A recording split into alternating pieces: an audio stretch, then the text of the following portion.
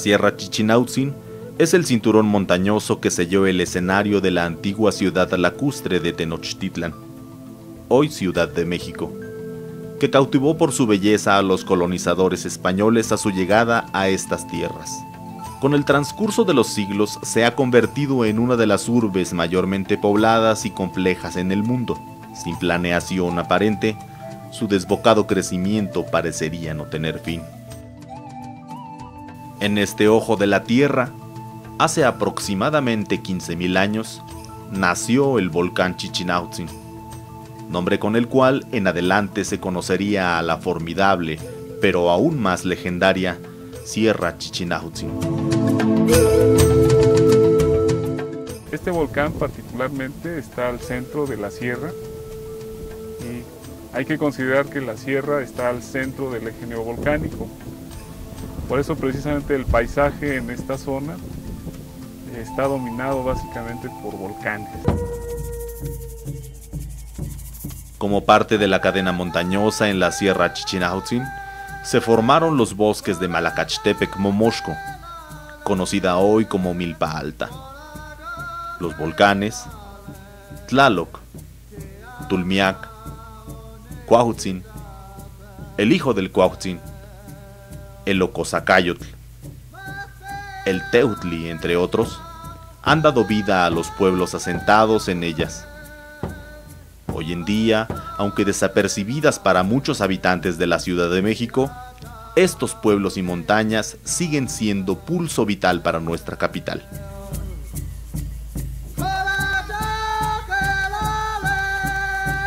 Desde siempre, el hombre ha tenido una estrecha relación con su entorno, ha vivido con él y de él. Es parte de él. La gente de la montaña posee un conocimiento milenario sobre el manejo de los recursos naturales del bosque. Se calcula que hace aproximadamente 15.000 años ya había la presencia del hombre en estos bosques. Desde entonces, los hombres han explotado estas montañas. Los bosques de Malacachtepec-Momoxco, parte de la Sierra Chichinautzin, son esenciales para la Ciudad de México. Bueno, la Sierra de Chichinautzin es sumamente importante para la recarga de mantos acuíferos porque el suelo es muy poroso, está conformado a partir de la ceniza de los volcanes y tiene una textura arenosa. Entonces eso hace que existan muchos poros y por esos poros se filtra todo el agua de la lluvia. Posteriormente, más abajo, se encuentra la roca volcánica, lo que son los derrames de lava. Y esa lava está fracturada y por esas fracturas también se puede infiltrar el agua y al final de cuentas esta se acumula en los mantos acuíferos que son los que abastecen a la Ciudad de México. Aproximadamente se calcula que el 85% del agua que se obtiene de pozos en la Ciudad de México proviene de la Sierra de Chichinautzin. A 40 kilómetros aproximadamente de la Ciudad de México, tan lejos y tan cerca, habitantes nahuas de Malacachtepec-Momoxco reconocen todavía su estrecha relación con su entorno natural. Porque somos campesinos naturales. Esto va a seguir perdurando para nuestros hijos, ¿eh? Y los hijos de nuestros hijos. Pues se acostumbra uno también a andar también aquí de campesino, pues ya yendo por allá también hasta como que, bueno, yo en mi persona pues hasta como que siente raro andar por allá. En el corazón de la montaña Tlaloc, encontramos a otros habitantes milenarios, los hongos, conocidos también como las flores de la tierra, grandiosas expresiones del reino fungi y uno de los platillos más exquisitos de la tierra. Los hongos comestibles desempeñan un papel importante tanto para el bosque como para los pobladores. Bueno, los bosques que se han generado en esta zona particularmente soportan una buena cantidad de producción de hongos. Como todo el mundo sabe, los hongos son descomponedores, descomponen la materia orgánica para reciclarla. Y bueno, en estos bosques la diversidad es bastante alta. Hoy en día no se tienen registros, digamos, completos de las variedades de hongos que tenemos en la Sierra de Chichinauhtzin. La Sierra de Chichinauhtzin se extiende hacia la Ciudad de México, hacia el norte. Involucra también la región de Malacachtepec, Momoxco, que es milpa alta. La importancia ecológica de los hongos, esos hongos que particularmente se van a asociar con los árboles para que puedan crecer y sobrevivir. Hay árboles como los pinos, por ejemplo, que no pueden sobrevivir sin la asociación con unos hongos, porque esos hongos van a ir a buscar nutrimentos, nitrógeno sobre todo y agua, y proveerlo al árbol. Entonces esos hongos son fundamentales para el desarrollo, el buen desarrollo del bosque. A nivel ecológico es muy importante.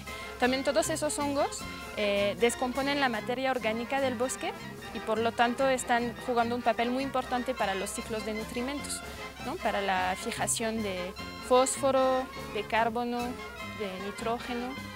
Entonces es primordial conservar estos hongos, además del papel importante que tienen para las comunidades y los recursos adicionales que proveen, ¿no? Como recursos no maderables. ¿Podrías darnos algún número aproximado de variedades de hongos? En la zona que yo muestré, encontramos 165 especies.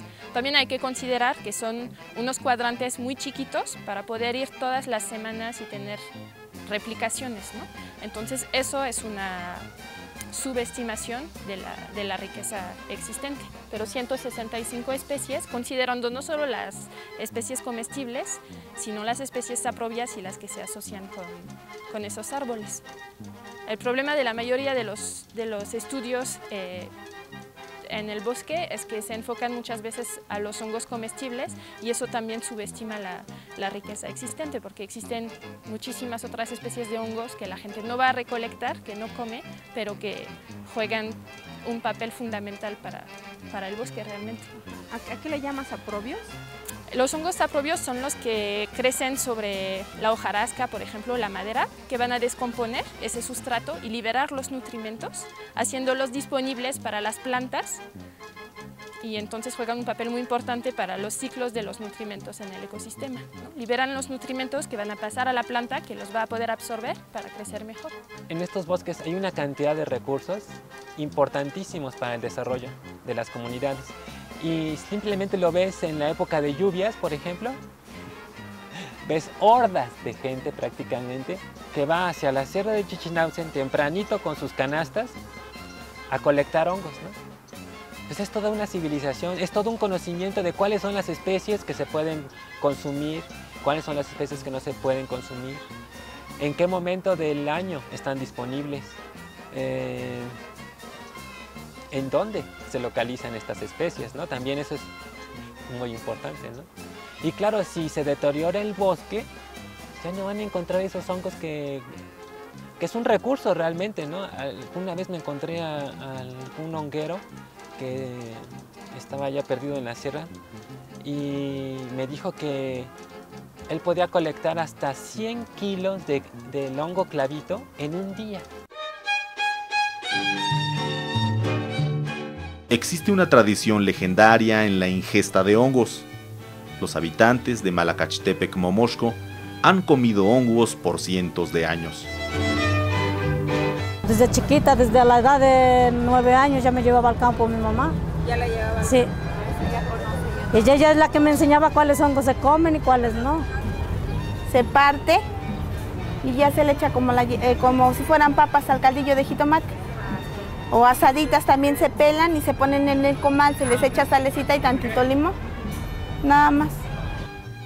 Ese clavito también se puede hacer en quesadillas, con su epazote, sus chiles picados, o en chile verde. Ya ve que le echamos manteca y cebolla a los frijoles, en esos momentos ya se le echa eso. Con su epazote pues le da más sabor. Por eso es que con los frijoles negros, porque el epazote le da mucho sabor al hongo. Acá les dicen masayeles, ¿da? Y nosotros les decimos panzas. Y estos son chocoyoles. Y esas son trompas de marrano. Estas trompas de marrano les decimos las señoritas también. Es el clavito. Sería la escobeta. Yemita o polonco, pero nada más que así ya están abiertas. Así es como crecen. Luego están así, que se llaman ococholemes. Ococholemes. Pero ese sí. Este es el clavito, pero en un solo. De a uno solo. Ese es el ococholeme. Este es pancita o tlacananaca, el nombre anáhuatl. Ese es el nombre anáhuatl. ¿Qué tan difícil es encontrar este hongo? Pues sí, es un poco difícil. Esto se encuentra debajo de los zacates. C'est très important pour nos forêts de conserver et les espèces d'arbres que l'on va trouver dans ces forêts et les espèces de champignons. Lo que acabo de decir nomás es resaltar la importancia de estos bosques, de todos los componentes del bosque como los champiñones, los hongos, y es muy importante conservarlos y protegerlos. Los hombres y mujeres de estas tierras observaron los hongos, aprendieron a distinguirlos, los apreciaron no solo en su sabor, sino en sus extraordinarias formas y colores. Tal vez en el futuro serán solo un sueño en donde los hombres soñaron vivir bien.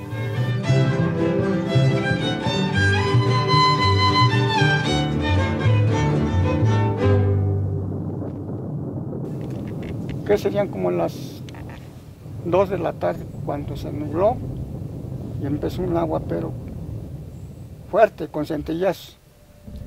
Con decir que yo me andaba desorientando por lo que se nubló de agua y de nube y de todo. Yo dije, pues ya se me hizo tarde, ya se oscureció, pues a ver que era ciego. Ya me vine de para allá. Y cuando vine a llegar por aquí, que es Guadalupita, se despeja el cielo y eran como a las 4 de la tarde, con harta calor y todo. Y en cambio por allá se me hacía ya oscuro. Es que se nubla y llovía, pero cantidad. Y por lo mismo que llovía mucho, lo producía también en abundancia. Las montañas de Malakatxtepec-Momoxco son grandiosos seres vivos. Además de su enorme biodiversidad en plantas, animales y hongos, son proveedores de agua para la Ciudad de México. Sin embargo, hoy en día se encuentran al borde de ser destruidos. ¿Por qué o quiénes han permitido tal devastación?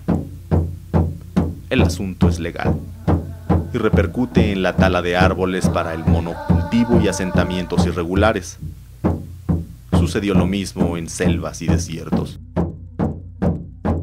Tenemos restricciones a qué se puede hacer con la tierra, pero no en función de la protección al medio ambiente, sino de la naturaleza propia, de la naturaleza jurídica propia de la tierra. Y por el otro lado tenemos restricciones en términos ecológicos.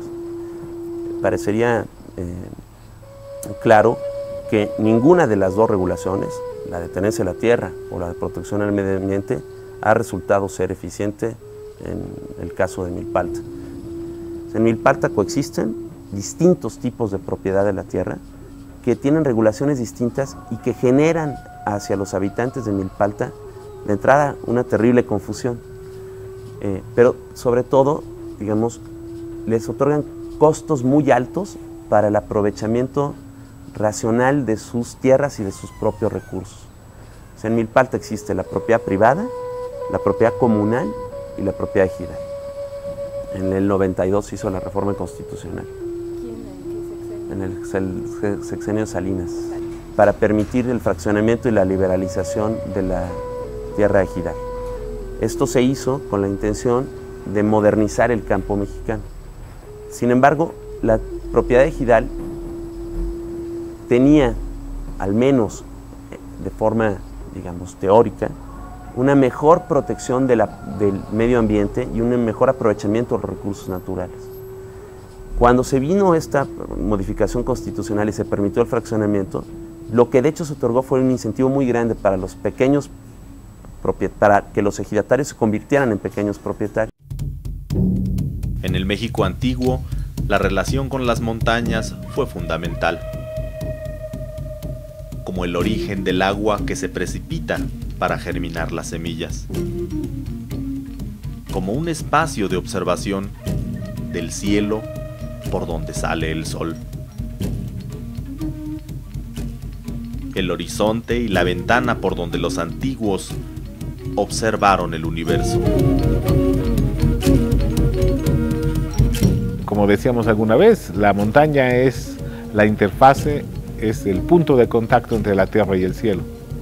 Sin ese amarre con la tierra, andaríamos sin ninguna referencia en el cielo, que bueno, en sí el cielo es maravilloso, pero finalmente pues el hombre vive en la tierra y además de gozar de la maravilla del cielo, pues generalmente busca algo útil para él. Y en este caso, la observación del cielo, en el pasado sobre todo, es fundamental. Sin eso no se puede pensar en otros avances de ninguna sociedad. No se puede uno imaginar una civilización funcionando sin que tenga ese marco organizativo, que es el calendario. El calendario, por supuesto, que es un producto cultural proveniente de la observación, de alguna periodicidad en la observación de algún objeto del cielo. El sol, la luna, algún planeta. Se puede hacer con una galaxia un calendario. La percepción del hombre moderno es diferente a la visión de las culturas indígenas, para quienes tierra y montaña son un ente sagrado. Achto totachichiwa kusa motlan el tocaya kusa